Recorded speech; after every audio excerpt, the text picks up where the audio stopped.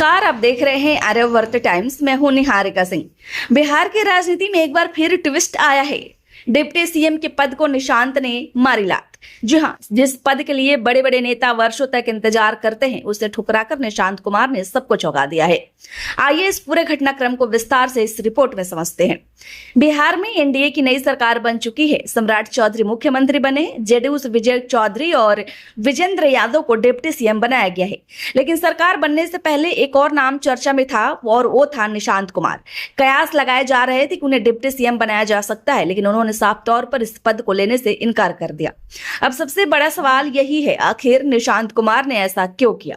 JDU विधायक चेतन आनंद ने इस पर प्रतिक्रिया देते हुए कहा, उनका व्यक्तिगत निर्णय है। वह जनता के बीच जाकर सीधे संवाद करना चाहते हैं, राजनीति को जमीनी स्तर से समझना चाहते हैं। उन्होंने कहा कि इतनी बड़ी कुर्सी आपके पास खुद आ रही हो और आप उसे ठुकरा दे, यह बहुत बड़ी बात है। यानी इसे त्याग और बड़े विजन के रूप में पेश किया जा रहा है। राजनीतिक जानकार इस फैसले को सिर्फ त्याग नहीं बल्कि एक सोची समझी रणनीति भी मान रहे हैं। निशांत कुमार अब तक सक्रिय राजनीति से दूर रहे हैं। सीधे बड़े पद पर बैठने से अनुभव की कमी का सवाल उठ सकता था। बाप बेटे और विरासत का बात आ सकता था, यानी परिवारवाद का बात आ सकता था।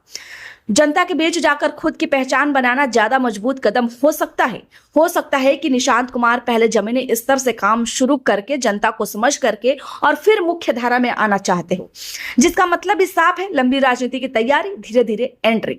जेडीयू के प्रदेश अध्यक्ष उमेश कुशवाहा ने भी इस फैसले का स्वागत किया। उन्होंने कहा, निशांत कुमार पार्टी का भविष्य है, राज्य का भविष्य है। उनका कार्यकर्ताओं से मिलना और संगठन को समझना एक सकारात्मक कदम है।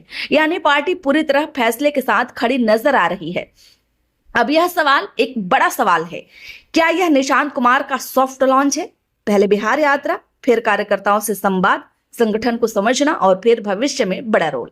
यह पूरा रोड मैप एक राजनीतिक एंट्री की ओर इशारा करता है। इस पूरे घटनाक्रम में नीतीश कुमार का नाम भी बेहद अहम है। उन्होंने खुद कोई पद नहीं लिया है। उनके बेटे का अचानक सक्रिय होना और फिर बड़ा पद ठुकराना, ये सब संकेत देते हैं कि राजनीति में नई पीढ़ी को धीरे धीरे आगे लाने की तैयारी हो रही है। हालांकि विपक्ष इस पूरे मामले को अलग नजरिए से देख सकता है। इसे पारिवारिक राजनीति का हिस्सा बताया जा सकता है या फिर इमेज बिल्डिंग की रणनीति। लेकिन फिलहाल जेडीयू इसे सकारात्मक और प्रेरणादायक फैसले के रूप में पेश कर रही है, इस फैसले का स्वागत कर रही है। अब सबसे बड़ा सवाल, निशांत कुमार आगे क्या करेंगे? बिहार यात्रा करेंगे, जनता से सीधे जुड़ेंगे, पार्टी संगठन को समझेंगे और शायद आने वाले समय में बड़ा राजनीतिक रोल भी, यानी 30 कह सकते हैं, निभाएंगे।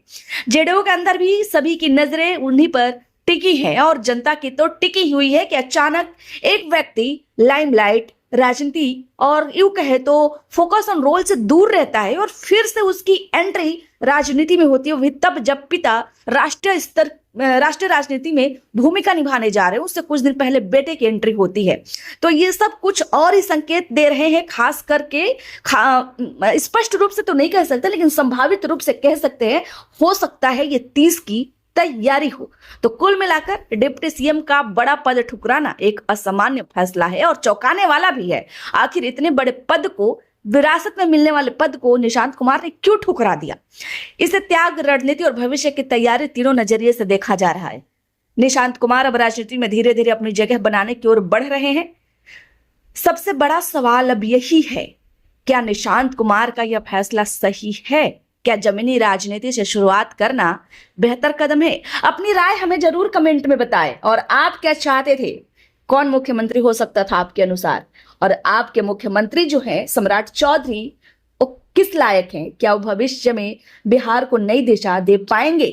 जो भी आपकी राय है हमें कमेंट में जरूर शेयर करें। खबर अच्छी लगी हो तो लाइक करें। कृपया चैनल को सब्सक्राइब करना ना भूलें। धन्यवाद।